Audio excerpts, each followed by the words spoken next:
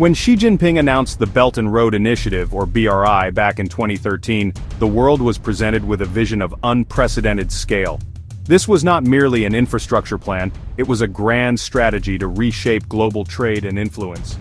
At its core, the BRI aimed to recreate the ancient Silk Road, connecting Asia with Africa and Europe via land networks and maritime networks. The belt refers to the overland economic corridors, a web of roads, railways, and pipelines snaking across continents. The road, somewhat confusingly, refers to the 21st century maritime Silk Road, a chain of seaports stretching from the South China Sea to the Mediterranean. The ambition was staggering, promising to link dozens of economies and create new markets for Chinese goods and capital. The types of projects undertaken in the initial phase of the BRI were vast and tangible, focused on hard infrastructure. Despite its grand ambitions and initial successes, the first phase of the Belt and Road Initiative soon began to encounter significant turbulence. The most prominent and damaging criticism centered on the issue of debt trap diplomacy. Critics, particularly in the West, argued that China was deliberately burdening developing nations with unsustainable loans. When these countries inevitably struggled to make repayments, China could then seize strategic assets as collateral. The Hambantota port in Sri Lanka became the poster child for this narrative. After Sri Lanka defaulted on its loans, a Chinese state-owned company was granted a 99-year lease on the port, fueling fears about China's strategic intentions and its use of economic leverage for geopolitical gain. Beyond the headlines about debt traps, many BRI projects were simply economically unviable, plagued by low returns and questionable planning. Projects were often pushed through based on political considerations rather than sound financial analysis. Empty airports, underused highways, power plants that produced more electricity than the local grid could handle. These failures not only wasted billions of dollars but also failed to deliver the promised economic benefits to the host countries. This led to a growing sense of disillusionment, leaving behind only mounting debt and costly maintenance obligations. This economic disappointment inevitably fueled local backlash and political resistance. Citizens and opposition parties began to question the opaque deals struck by their governments, raising concerns about corruption, a lack of transparency, and the environmental impact of large-scale construction. Faced with mounting criticism, project failures, and geopolitical headwinds, Beijing did not abandon its signature foreign policy. Instead, it adapted.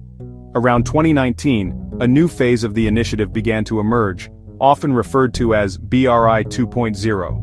This represented a significant pivot from the big and bold approach of the early years to a strategy that is small and beautiful. The new focus is on more sustainable, high-quality, and people-centered projects. Acknowledging the environmental damage caused by some of its early investments, China has started to emphasize green development, solar farms, wind farms, sustainable transportation, green finance. This revamped initiative also places a heavy emphasis on the digital realm, creating what is known as the Digital Silk Road. Fiber optic cables, 5G networks, data centers, smart city infrastructure. Chinese tech giants like Huawei and ZTE are at the forefront of this push, offering affordable and advanced technology that is often very attractive to countries in Asia, Africa, Latin America. Furthermore, the COVID-19 pandemic accelerated another key dimension of BRI 2.0, the Health Silk Road. Alongside health, there is a growing focus on softer areas like education, vocational training, helping to build human capital in partner countries. From Washington's perspective, the evolution into BRI 2.0 has not diminished the threat, it has simply made it more sophisticated and insidious. The United States views the initiative as the primary vehicle for China's ambition to challenge the post-World War II, American-led liberal international order. While the old BRI was a blunt instrument of concrete steel, the new version is seen as a far more subtle tool for embedding Chinese influence globally. China is not just building infrastructure, it is building a new ecosystem of trade, technology, governance that revolves around Beijing, effectively creating a parallel system with different rules. The Digital Silk Road is a particular point of anxiety for American policymakers. As countries adopt Chinese-built 5G networks and data infrastructure, Beijing could gain unparalleled access to global data flows. That access could be used for espionage, commercial advantage, or political leverage. By exporting a model of digital authoritarianism, surveillance technology, and censorship tools, China could help illiberal regimes entrench power, undermining democratic values worldwide.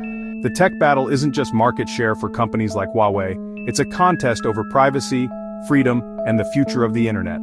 Beyond tech, the US worries China is shaping global rules and norms. Through the BRI, China gains voice in international standard-setting bodies that set specs for telecommunications and shipping. Finally, BRI 2.0 challenges American soft power and the narrative of indispensability. It presents as a dynamic, effective development partner contrasted with a West seen as slow and conditional. For several years, the American response to the BRI was more rhetorical than substantive. It consisted largely of warnings about debt traps and warnings about Chinese intentions. However, as the scale and sophistication of China's strategy became clear, the United States began to formulate a more concrete counteroffensive. The centerpiece is the promotion of its own infrastructure initiatives. The Biden administration, in concert with its G7 partners, launched the Partnership for Global Infrastructure and Investment, PGI2. The initiative aims to mobilize hundreds of billions of dollars from public capital and private capital to fund high-quality infrastructure projects that are transparent and sustainable in developing countries, offering a direct alternative to what China provides. This is not just about physical infrastructure, it's also about competing in crucial technological domains. The United States is actively working with allies to promote trusted vendors for 5G networks, seeking to push back against Huawei's dominance through diplomatic pressure, security warnings, and providing financing so countries can choose non-Chinese alternatives. Washington is increasing investment in military and security partnerships, particularly through frameworks like the Quad, the United States, Japan, India, Australia, and through AUKUS, Australia, the United Kingdom, and the United States, to counter China's growing strategic footprint along key maritime routes. Recognizing that debt is a key vulnerability in China's approach, the United States is playing a more active role in international debt relief, working through institutions like the International Monetary Fund and the Paris Club of Creditor Nations. Finally, the American response involves a significant narrative component, framing the global competition as a choice between a democratic, open, rules-based order that respects sovereignty and promotes transparency versus an authoritarian, state-centric model that fosters dependency and erodes democratic norms. The intensifying competition over global infrastructure is about much more than just who builds the best roads, ports. It is, at its heart, a modern version of the 19th century Great Game, a contest for influence that will define the geopolitical landscape of the 21st century.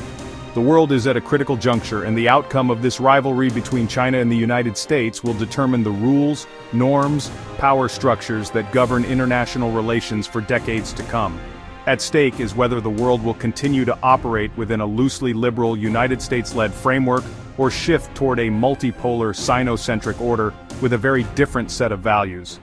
For developing nations, this competition presents both immense opportunities and significant risks. The upside is that they are being courted by both sides, giving them more options for financing and development than ever before. They can leverage the rivalry to secure better terms and attract much-needed investment for projects that could lift millions out of poverty. The danger, however, is being forced to choose sides in a new Cold War. Aligning too closely with either Washington or Beijing could compromise their sovereignty, entangle them in great power politics, leave them vulnerable if geopolitical winds shift. Navigating this complex environment will require extraordinary diplomatic skill from the leaders of the global South. The contest is also forcing a re-evaluation of development models. China's state-led, infrastructure-first approach has delivered rapid results in many places, challenging the long-held Western consensus that good governance, market liberalization, and institutional reform must come first. BRI 2.0, with its focus on green infrastructure, digital infrastructure, further sharpens this challenge by positioning China as a leader in the industries of the future. The United States and its allies are now compelled to prove that their model, which emphasizes private sector leadership, high environmental and labor standards, and transparency, can compete and deliver tangible benefits on a comparable scale and timeline. This is a battle of ideas as much as it is a battle of capital. Ultimately, the most profound consequence of this competition may be its impact on the global order itself.